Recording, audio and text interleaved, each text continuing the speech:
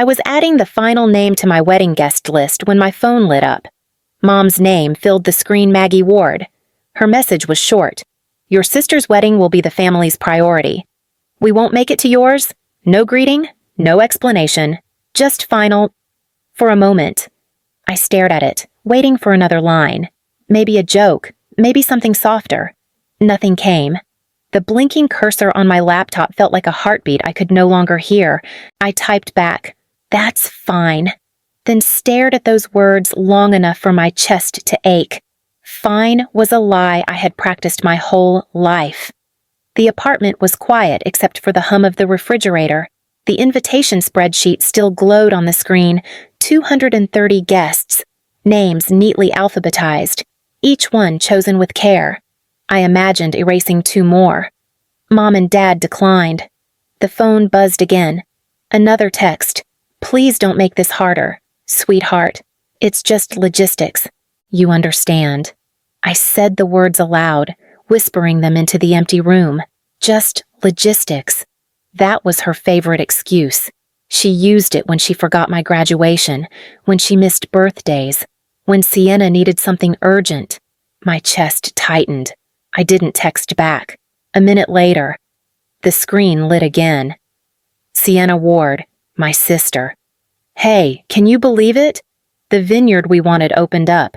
It's the same weekend as yours, but that's fine." "Right. Destiny, destiny." I could hear her laugh through the text, light and certain, as if the universe rearranged itself for her convenience.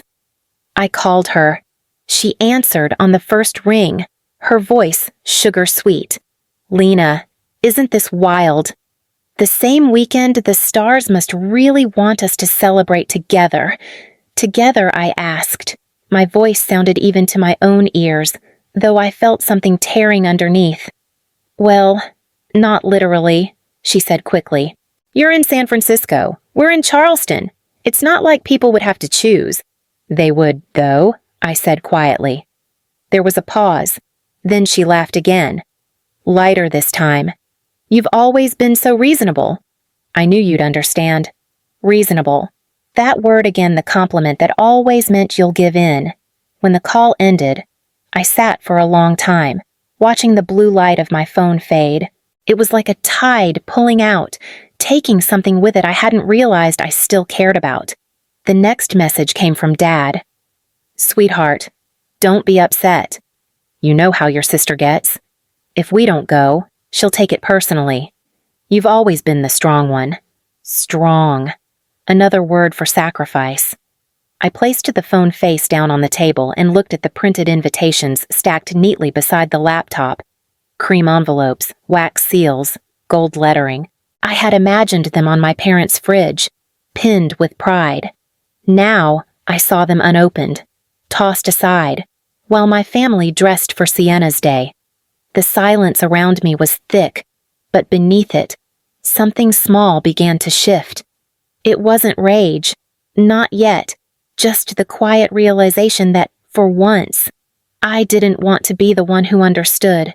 That night, I couldn't sleep. The glow from my phone kept flickering beside me, as if it wanted me to open those messages again and confirm that my family had chosen convenience over me. Instead, I got up and pulled an old photo album from the bookshelf, the one Mom used to show guests during holidays. The cover was peeling, the corners soft from years of handling. Inside, page after page of Sienna. Sienna in a tutu at age 6. Sienna holding her dance trophy. Sienna blowing out 17 candles. Everyone leaning in, faces bright. Then there was one photo I remembered differently. My high school graduation. I had been standing next to her on that stage, arm around her shoulder, cap tilted, but in the printed version, my half of the picture was gone trimmed neatly, like I had never been there. Mom's voice drifted from memory. "It looks cleaner this way. Composition matters." I had believed her then. Tonight, it felt like a confession she hadn't meant to make. The phone buzzed again, startling me. Grandma Eleanor's name appeared. Heard about the wedding dates. "Sweetheart," her text said. "Are you all right?" I called her immediately. She answered on the second ring, her voice soft but steady. I figured your mother would do something like this. She loves harmony, as long as it's her version of it. I'm tired of being the flexible one, I said. Oh, Lena, she sighed. You've always been the bridge in a family that only notices the water beneath it, but bridges crack when they're walked on too long. I didn't respond. My throat tightened around the words. I couldn't say that I didn't want to bend anymore. Grandma continued gently. Listen to me, darling. You've spent your life waiting to be seen. Maybe it's time to build something they can't look away from. Her words hung there, calm but electric. After we said goodnight, I looked again at that cropped photo. For years, I'd accepted my missing half as normal. Now I saw it for what it was, erasure, disguised as neatness. I slipped the picture from its sleeve and set it on the table. This time, I wouldn't try to fit back into the frame. The next morning, sunlight spilled across my kitchen table, touching the stack of wedding invitations I hadn't mailed yet. My phone vibrated. Mom again. Can we talk? Sweetheart, I almost ignored it, but curiosity or habit made me answer. Her voice came warm and deliberate, the same tone she used when she was about to ask for something. I wanted to clear the air. You know we love you. This thing with the wedding dates, it's just logistics. That word again. Logistics, I repeated softly. That's what you called missing my graduation. Silence hummed through the line. Your sister's venue opened last minute. Her fiancé's family is paying for everything, and they can only do that weekend. She's emotional. Lena, it would mean a lot if you could be flexible. Flexible, I said, tasting the word. You mean move my wedding. Mom sighed as if I were the one being unreasonable. It's not about choosing sides. It's about keeping peace. Peace for who? For everyone, she said quickly. I let the quiet stretch. When she spoke again, her voice wavered, pretending tenderness. You've always been the strong one. You'll understand. I could almost see her hand on her pearl necklace, standing in that perfect kitchen in Charleston, convinced this conversation was kindness. Mom, I said slowly. You promised you'd be there. She didn't argue, just released another tired sigh. Let's not make this harder than it needs to be. When the call ended, I stared at my reflection in the black phone screen. My pulse thudded in my ears. I dialed Dad next. He answered in his calm, practical way. Hey, sweetheart, your mom talked to you. Right. She did. I said. He hesitated. You know how your sister gets. If we don't go, she'll take it personally. We just don't want drama. Drama, I said, laughing without humor. So my wedding is drama now. Don't take it that way, he said quickly. You've always been the strong one. Lena, you'll understand. The same script, same words. I could almost hear them reading off the same page. I'm tired of being the strong one, I said quietly. Dad didn't answer. Do you know how long I've waited for this? I asked. But he stayed silent. When I hung up, the air in my apartment felt heavier, as if even the walls knew I had just rehearsed the same conversation I'd been having my entire life. A few hours later, Sienna called. Her voice bubbled with excitement. Lena, I told Mom we could make it work. You'll move your date, right? Then we can all be together for both weddings. You mean I'll move mine so yours stays where it is? She laughed softly. Come on, don't be like that. It's destiny. You're on the West Coast. I'm on the East. It's not like guests will overlap. That's not the point. She went quiet for a second, then said gently, You've always been so reasonable. I knew you'd get it. Reasonable. There it was again, the word that meant obedient. Invisible. Safe. After she hung up, I stood at the window watching the city below blur in the afternoon haze. Inside, something brittle began to crack, the sound only I could hear. For years, I had been the bridge that kept them steady, but every bridge breaks eventually, and I could feel the first fracture forming. By evening, I hadn't moved from the kitchen table. The sunlight had turned to gold, sliding across the invitations like a quiet accusation. My phone sat face down, But the vibrations kept coming, messages from Mom, from Sienna, each one another reminder that I was supposed to bend. I finally flipped the phone over and read one more. "Sweetheart, don't be stubborn. You'll regret causing tension before your big day.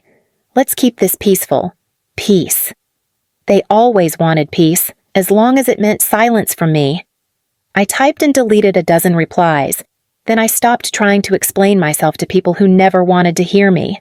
I pushed the phone aside and reached for the invitations again. The first envelope had my parents' names written in gold script. I held it for a long time, tracing the letters with my thumb. I had imagined Mom pinning it to the fridge, Dad smiling over coffee, proud that his quiet daughter had built something of her own. Instead, I slipped that invitation to the bottom of the stack. The fridge hummed softly behind me. The candles I'd lit that morning had burned low, their scent of cedar filling the air. I stared at the tiny wax seals, so precise, so careful like me. My chest tightened, but it wasn't sorrow this time. It was clarity. When Grandma's voice echoed from the night before, "Maybe it's time to build something they can't look away from," it felt less like advice and more like permission. I opened my laptop and pulled up a folder labeled Dream Places. Scroll after scroll of landscapes I'd saved on nights when family dinners ended in invisible bruises. Then I stopped at one photo, a small farmhouse in Provence, surrounded by olive trees, light spilling across old stone walls. For the first time in years, I didn't feel trapped. I felt ready. The flight to France was half empty, quiet enough for me to hear my own pulse. I didn't tell anyone I was leaving. No announcements, no explanations. Just one ticket, one suitcase, one decision I didn't owe to anyone. When the plane landed in Marseille, morning light poured through the windows like a beginning I hadn't believed I would get. The drive to Provence took 3 hours. I spent most of it watching olive trees bend in the wind, thinking of how easily they survived storms by learning to sway. The farmhouse was smaller than in the pictures. A stone path led to wooden shutters bleached pale by time. The caretaker, an older man with silver hair, waited by the gate. Jean-Luc Moreau. He introduced himself, his accent warm. "You are Madame Ward, just Lena," I said. He handed me a ring of keys. "This place," he said carefully, "waits for someone who sees it." His words lingered long after he left. That night, I walked through the empty rooms, touching the rough walls, the worn beams. It felt like the house had been waiting to exhale, and so had I. The next morning, I called Eli, my fiancé. He answered before the first ring finished. "Are you there?" he asked. "I am," I said softly. "It's old, quiet. I think I want to get married here." "In France." "Yes, in this courtyard, under the vines.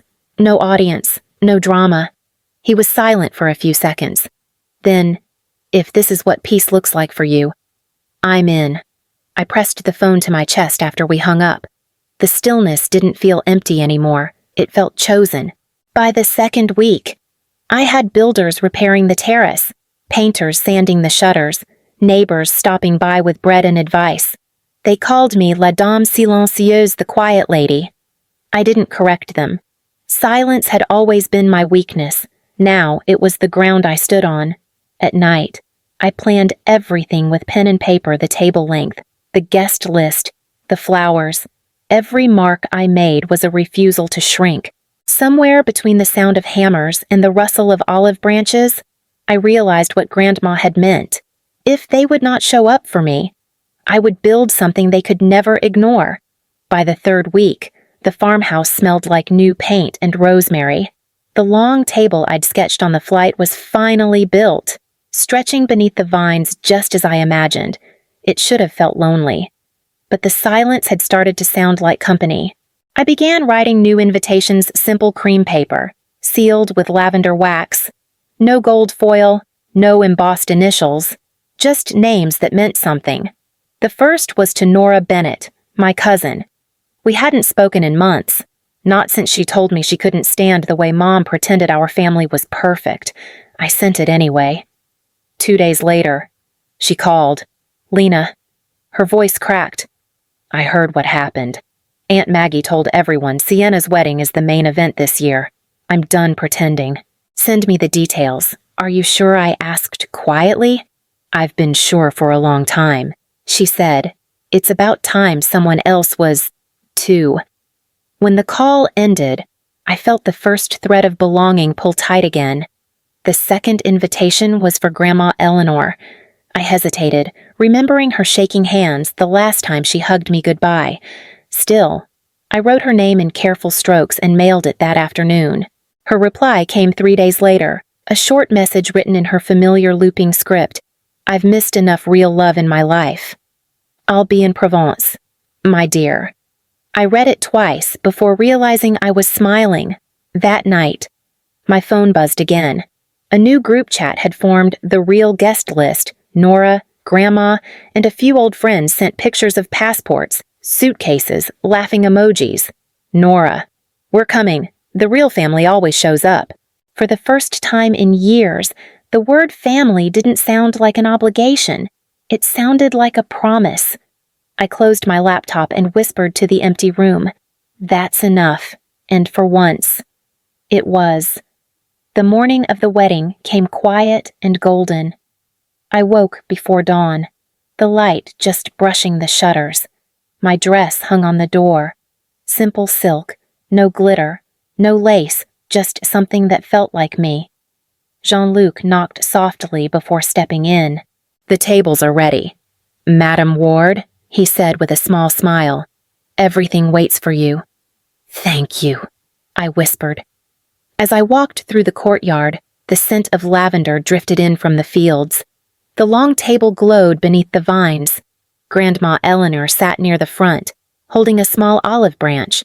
A symbol of peace, she said when she caught my gaze. It felt right. I nodded, unable to speak.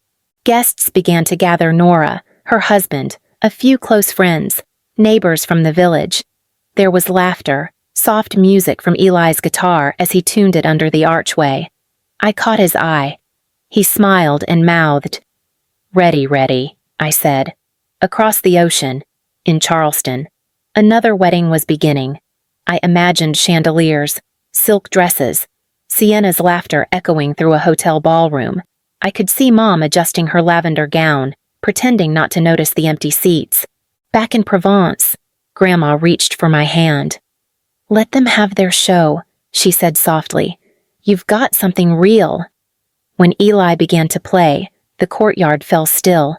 I walked down the aisle, vines swaying above, faces turning toward me, faces that had chosen to be here. My vows came out steady to the ones who show up. This love is for you, for those who believed in me before I ever proved I was enough. Grandma's eyes shimmered. Nora reached for her husband's hand. Applause rose, not loud, but warm. The kind that doesn't fade. Dinner followed, laughter blending with the clinking of glasses. Lucia, the local cook, carried platters of roasted vegetables and bread baked that morning. She leaned down and whispered, Eat, Madame. You look like someone who finally breathed. I smiled. Maybe I did. Halfway through dinner, Nora's phone buzzed. She frowned, then laughed, passing it to me. They're talking about it already, she said. On the screen, photos had begun circulating, our long table glowing under the vines, Grandma laughing, Eli with his guitar. Someone had tagged Sienna in one of them. At the same moment, across the ocean, the photographer at Sienna's ballroom wedding adjusted his lens. One of the bridesmaids gasped. Wait, isn't that your family? They're in France. Sienna grabbed the phone, her smile freezing. What? Mom leaned over her shoulder. What is this? Dad went pale. It's Lena's wedding, he said quietly. The chatter around them shifted. A few guests whispered. Someone coughed. The officiant raised his glass for a toast, but no one joined. In Provence. Laughter swelled louder. Lucia poured more wine. Grandma tapped her glass with a spoon and said, To Lena and Eli, may your love be louder than silence. Everyone cheered. For a moment, I let myself look around. Every chair filled, every smile real. The air hummed with something I had never felt at any family gathering before peace. When the candles burned low, Grandma touched my arm. "Do you know what this is?" she asked. "What freedom?" she said simply. I nodded. I didn't need to answer. The word felt true in my bones, across the ocean, in a ballroom too bright and too quiet. My parents sat at a table surrounded by strangers, staring at their phones. Here, under the vines, I raised my glass and whispered, "To peace." Morning came soft and silver. I sat beneath the same olive tree where we'd exchanged vows, a cup of coffee warming my hands. The courtyard was quiet except for the sound of the wind brushing through the vines. My phone lay beside me, screen full of missed calls. I pressed play on the first voicemail. Mom's voice filled the air, shaky, brittle. "Lena, how could you do this to us? Everyone's talking about it. We looked like fools. You made us look heartless." Her words carried that familiar tone, blame wrapped in hurt wrapped in control. I took a slow breath, then called back. She answered immediately. "Finally," she said. "I hope you understand how this made us feel." "I do," I said calmly, "but I didn't make you look anyway." "Mom, I just gave people a chance to see the truth." She went quiet, the kind of silence that used to make me rush to fix things. This time, I didn't. Then a voice I hadn't expected came through the speaker. "Maggie, that's enough," Grandma said firmly in the background. "You spent years asking this girl to shrink herself for your comfort. Now she stands tall, and you call it cruelty. No, my dear, that's freedom." I could hear Mom's breath catch, then the click of the call ending.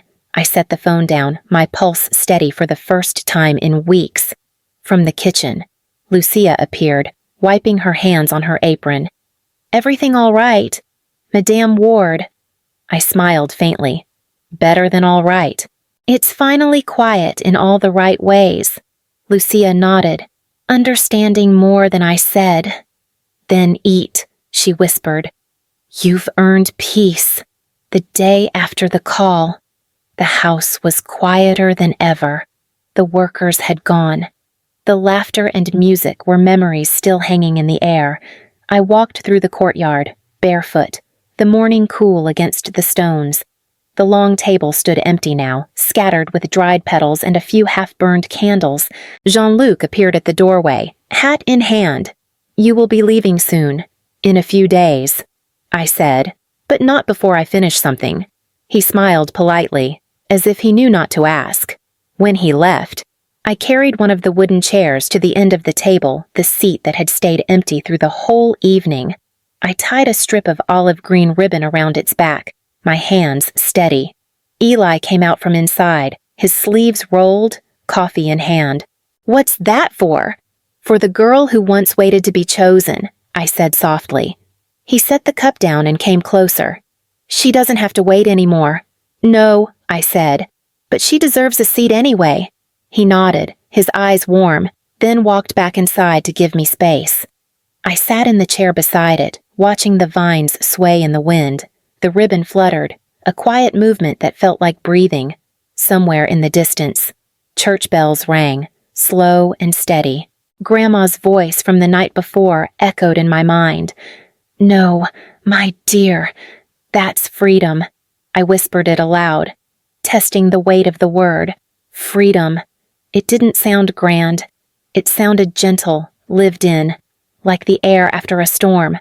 When Lucia came out later to clear the table, she paused by the chair. "A place for someone who finally showed up," I said. Lucia smiled. "Then leave it there. Some chairs aren't meant to be empty." The wind picked up again, carrying the scent of olives and sun-warmed earth. I let it wash over me, the sound of peace settling into every corner I used to fill with noise. For the first time in my life, silence didn't feel like absence. It felt like arrival. That evening, The sun dropped low over the fields, turning the sky the color of soft honey. I poured a glass of wine and carried it to the courtyard, sitting near the olive chair. The ribbon fluttered gently in the breeze, catching the last light. Eli joined me, sleeves rolled, barefoot. The sound of his steps quiet on the stone. "You've been out here a while," he said. "I like the quiet." I answered, "It finally feels earned." He nodded, taking the seat beside me. "Your mother called again." I let it go to voicemail. I smiled faintly. Good. There's nothing left to explain. He raised his glass. To starting over, I touched mine to his. "To peace," I said. For a moment, we sat without words. The farmhouse glowed behind us. The same walls that had once felt foreign, now holding something I could finally call home. After a long silence, Eli said, "Do you think they'll ever understand, maybe?" I said, "But understanding isn't my job anymore." He leaned back, his voice soft. Then what as I looked toward the chair, its ribbon whispering in the wind, showing up for the life I built. That's all I ever wanted. He reached for my hand. "You did more than show up, Lena. You changed the story." I exhaled, letting the truth of that settle in the distance. The bells rang again, slow, certain, final. I thought of every version of myself that had bent, waited, apologized, each one gone now, folded into the quiet. Sometimes, I said, almost to myself, the quietest revenge isn't revenge at all. Eli looked at me. "It's peace," he finished, and for once, the word felt like enough.